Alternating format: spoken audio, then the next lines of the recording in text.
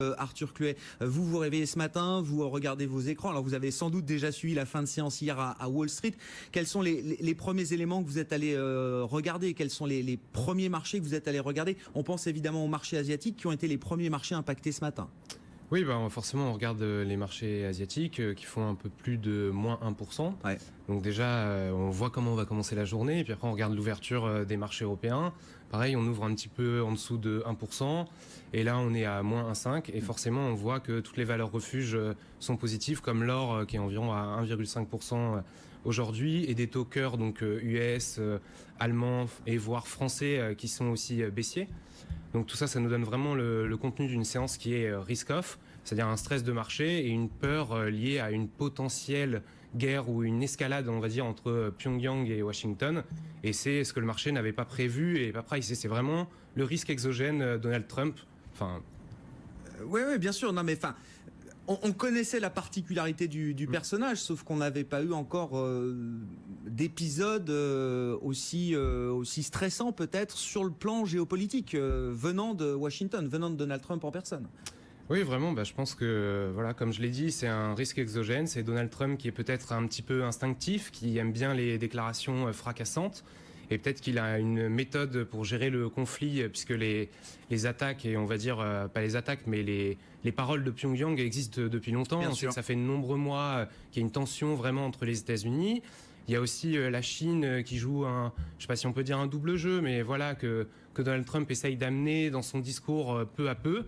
Donc voilà, c'est peut-être un coup de pression. Après, voilà, comme on regarde les tweets, il peut communiquer de par lui-même, comme sans filtre, vraiment sans filtre. C'est ce qui fait peur aussi au marché. Ouais. C'est vraiment quelque chose d'inattendu, un risque que personne n'attend et qui du jour au lendemain existe. Et qui intervient dans une période, je le disais, creuse, une période où les volumes d'activité sont censés être quand même beaucoup plus faibles, où l'activité des marchés quand même tourne de manière un peu réduite. On a des mouvements importants sur les devises également, le franc suisse là qui connaît peut-être sa plus forte progression en une séance depuis la fin de l'arrimage à l'euro. C'était il y a déjà quelques années maintenant, le franc suisse qui s'apprécie de quasiment 1,5% contre euro cet après-midi. Et puis le dollar dans son ensemble qui est plutôt à la hausse. On n'est pas forcément sur un événement qui est tellement baissier pour le dollar, puisque l'euro-dollar est en train de passer sous 1,17 cet après-midi. Votre lecture de la situation, Jean-Paul Nicolaï, de cette situation que personne n'attendait,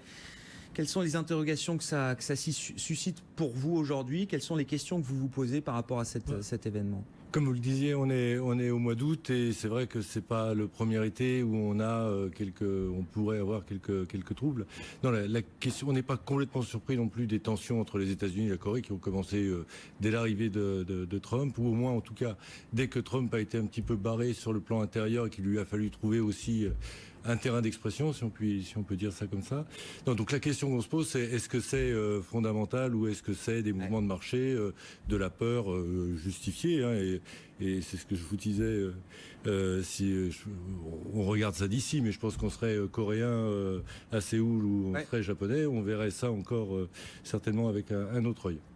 Donc oui, c'est fondamental au sens où tout ça est toujours très sérieux. C'est une vraie escalade et il y a un vrai risque et donc il faut regarder ça de près. Ensuite, les réactions de marché, c'est pas le mouvement d'aujourd'hui d'une certaine manière qui peut remet en cause le scénario fondamental. On viendra à la toile de fond et au scénario fondamental parce que les fondamentaux restent bons. Mais et du coup, la première chose effectivement ce matin, c'était le dollar. Est-ce qu'effectivement c'est un mouvement de peur et donc de refuge sur les alors, on voit le franc suisse, le dollar, l'or, tout ça augmente dans une mesure quand même qui reste limitée. Donc c'est le premier jour, on va voir, effectivement, Trump est peut-être pas complètement réveillé, on peut s'attendre à beaucoup de choses, mais bon, à ce stade, on est dans des mouvements, l'imprévisible, l'exogène Trump, qui était, on disait, un petit peu aussi prévisible, parce qu'il a besoin aussi de faire monter son discours sur des sujets, et la Corée d'une certaine manière est tout le monde est d'accord avec lui. Donc mais pour vous, vous l'avez dit, c'est la conséquence d'un président qui est contraint, voire en échec sur sa situation intérieure, sur sa gestion de l'économie américaine comme il le souhaitait. Je pense qu'on pouvait, quand on a vu qu'il était un peu coincé à la fois sur l'Obamacare, à la fois sur sa réforme fiscale, et qu'il était un petit peu coincé sur beaucoup de sujets de son programme, eh bien, le risque géopolitique redevenait, à mon sens, quelque chose d'important. On avait, on pouvait, et d'ailleurs, on s'attend toujours toujours au pire, parce qu'il y a le sujet russe, il y a le sujet du Moyen-Orient, qui est peut-être même plus problématique encore que la Corée du Nord. La Corée du Nord, c'est ce que disait Arthur. En fait, ce qui est vraiment intéressant, je trouve, c'est que la Chine a pris un axe qui est quand même extrêmement rassurant. Et donc, du coup, ça ressemble... En votant, par exemple, les sanctions le week-end dernier au Conseil de sécurité de l'ONU. Si on se dit que Trump est un négociateur derrière toutes ces gesticulations, eh bien peut-être qu'en fait, effectivement, c'est un élément de négociation supplémentaire, en tout cas de stratégie de négociation, et qui n'est pas complètement solitaire, puisqu'il a réussi, a priori, à emmener avec lui la Chine, ce qui n'est pas rien. C'est-à-dire que la lecture peut être un peu trop facile de dire c'est un personnage extravagant qui communique sans filtre. Alors oui, il a sa manière à lui de communiquer, mais on n'est pas à l'abri qu'il y ait quand même une stratégie derrière cette violence verbale, ou en tout cas ce degré de violence verbale qu'on n'avait pas franchi quand même dans ce dossier nord-coréen ces dernières années. Oui, après la question c'est que la stratégie, est-ce que c'est une stratégie avec une vision géopolitique globale ou pas? On n'est pas sûr qu'il y ait une vision globale du monde derrière cette stratégie de court terme vis-à-vis de la Corée du Nord. Voilà, c'est ça qui en fait un vrai risque fondamental et qu'il faut prendre en considération. Quand on est sur une situation comme celle-là, alors escalade verbale, on verra bien dans les heures ou les jours qui viennent, mais évidemment c'est une situation qui va prendre de l'ampleur là dans l'attention des investisseurs, que les investisseurs portent au marché. Ça veut dire qu'il va y avoir un focus particulier sur la thématique géopolitique, au moins dans les prochaines heures et les prochains jours. On peut l'imaginer, Arthur ? Oui, évidemment, forcément dans une situation comme celle-là, avec l'impact que ça a sur le marché, même si encore une fois, ça reste pour le moment pas non plus énorme, mais ça pourrait le devenir si l'escalade continue. Donc c'est un dossier qu'on va suivre. Après, c'est aussi le rôle dans une allocation d'avoir toujours un petit peu de valeur refuge, de faire attention, de toujours être prudent pour faire face à ce genre de risque, puisque il y en a toujours des risques exogènes, que ce soit Donald Trump ou pas Donald Trump. On ne peut pas tout prévoir, donc faudra suivre le dossier de près. Est-ce que c'est une étincelle, un facteur exogène, comme vous dites, qui est de nature à renverser quand même profondément la psychologie du marché? Parce que évidemment cette escalade verbale, cette escalade de tension, elle intervient à un moment, alors en plein été, mais à un moment où les marchés sont quand même très correctement valorisés. Je pense notamment au marché américain. Beaucoup attendent une étincelle sur ce marché américain. Est-ce que ça peut être un signal qui renverserait la psychologie des investisseurs là? Comme vous l'avez dit, le marché est assez cher, mais on a eu des résultats qui étaient très bons, ce qui a permis de soutenir le marché. Le dollar qui est un petit peu plus faible, ce qui soutient aussi le marché US et qui a fait un petit peu mal d'ailleurs au marché européen. Donc voilà, ça c'est la trame de fond, si on veut, fondamentale. Pour que ça fasse vraiment mal au marché, il faudrait vraiment qu'il y ait une escalade et que dans les prochains jours, ça se complique. Il faudrait que le dossier se complique. Ça peut aussi être une tirade de Donald Trump, comme il y en a déjà eu, et un dossier qui retombe pas dans l'oubli, parce que personne ne l'oublie et on le suit depuis de nombreux mois, mais qui retombe vraiment un petit peu derrière et on va revenir à suivre plutôt les banques centrales et les derniers résultats des entreprises, quelque chose de plus normal. On va dire un mot des fondamentaux, et les fondamentaux sont bons. Je ne vais pas faire le journal des bonnes nouvelles, mais quand même les chiffres économiques qu'on a eu aujourd'hui, qui ne sont pas des chiffres majeurs, mais belle accélération de la production industrielle en Italie, le taux de chômage au Portugal qui s'effondre sous les 9%, qui est inférieur désormais à la moyenne du taux de chômage en zone euro. On a un chiffre de productivité aux États-Unis qui est meilleur que prévu pour le deuxième trimestre. Donc voilà, la toile de fond fondamentale, macroéconomique, elle reste solide. Mais juste encore un mot sur la géopolitique, Jean-Paul Nicolai. Vous disiez tout à l'heure que le sujet du Moyen-Orient était peut-être à vos yeux même encore plus important à ce stade, toute chose égale par ailleurs, que le sujet nord-coréen. Est-ce qu'on peut en dire un petit mot en plus là? Un petit mot, je pense qu'on peut, on pourrait en écrire des thèses. La vraie question, c'est l'imprévisibilité. C'est que personne ne sait quelle est la vision qu'a Trump de l'organisation du monde demain. Et donc ça, c'est forcément une source de risque dans toutes les zones où il préexistait des conflits. Et donc le Moyen-Orient, la Corée, ce sont des zones qui, de toute façon, où il existait des tensions. Il prend des positions, il prend parti dans ces conflits, y compris d'ailleurs sur la Russie au début. Bon, ça s'est calmé, et donc c'est forcément une source de... Là où tout le monde essaye de faire progresser les négociations de manière toujours prudente pour éviter les escalades, et même ça suffit pas toujours, mais il arrive et il tweet. Donc forcément, ça nous ajoute une inquiétude. Sur le Moyen-Orient, c'est pas derrière le pétrole ou des choses comme ça. Je pense pas que ce soit les sujets, le sujet du prix du pétrole. C'est plutôt effectivement l'organisation politique l'ordre du monde. Oui, mais on lui donne une capacité particulière à agir justement comme ça sur la scène internationale, parce qu'on voit qu'il est contraint par son Congrès sur des sujets, alors là, qui concernent avant tout les États-Unis et l'économie américaine. Vous avez cité Obamacare. Évidemment, on attend toujours des réformes fiscales ou budgétaires qui, pour l'instant, sont remises sous le tapis. Mais sur la scène internationale, il a une capacité plus large à agir tout seul, de manière unilatérale. Quand il débarque en Europe et qu'il dit que c'est n'importe quoi ce que font les Allemands et les Français, c'est forcément pas neutre. Donc surtout que on le sait, l'Angleterre qui s'est un petit peu éloignée et les États-Unis sont très proches des pays comme la Pologne ou d'autres. Donc forcément, quand on a, nous, côté français, la volonté d'essayer de mettre en place une nouvelle Europe avec un nouveau consensus sur ce que doit être l'Europe demain, forcément, ça vient perturber les choses.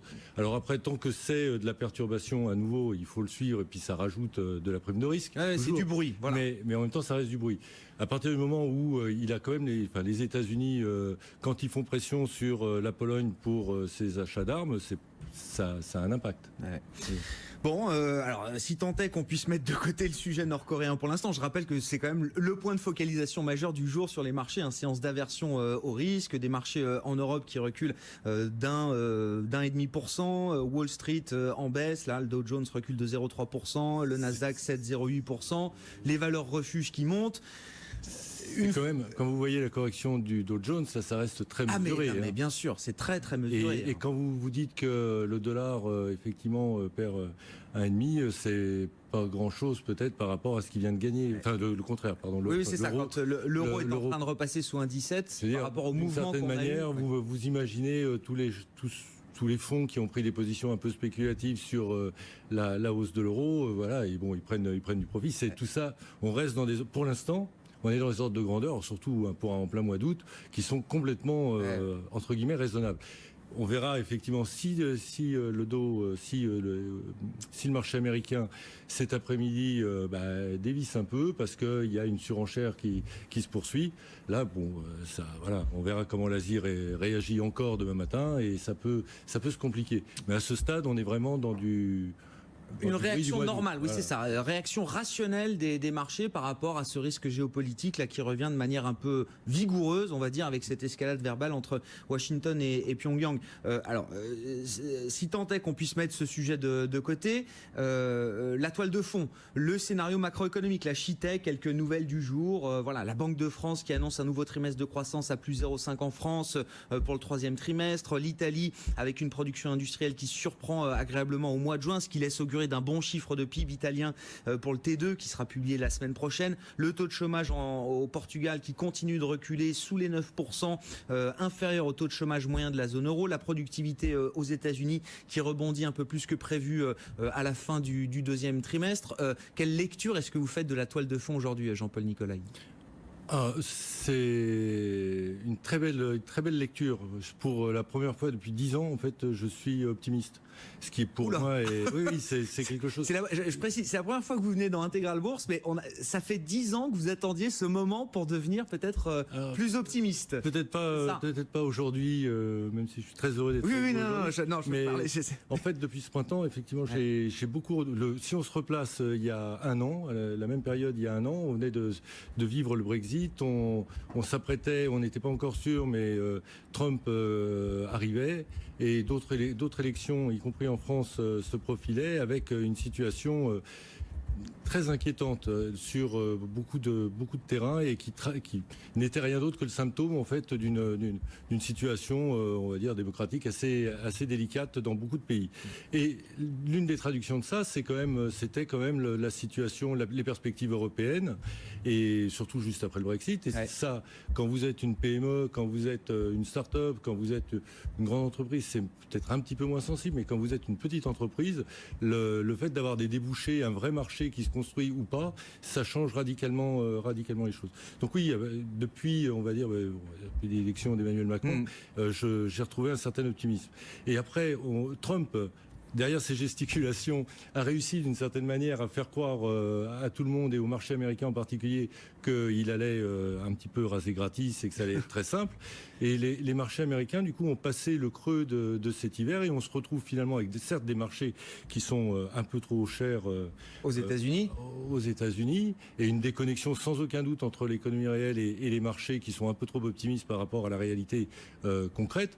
Mais malgré tout, on est dans une perspective très favorable avec une conjoncture qui est bonne dans tous les pays, dans toutes les zones, de la croissance, donc là, de la croissance partout, et ça, c'était pas arrivé depuis très très longtemps, et des perspectives de croissance partout, avec un potentiel de croissance certes qui est réduit très réduit par rapport à il y a 10 ans, par rapport à avant la crise, il reste des traces, mais on a beaucoup travaillé aussi pour améliorer ce potentiel de croissance, donc on a voilà, pour la première fois, j'espère que ce sera que cette déconnexion entre la sphère réelle et la sphère financière va plutôt conduire la sphère réelle à progresser et que la sphère financière à se contracter.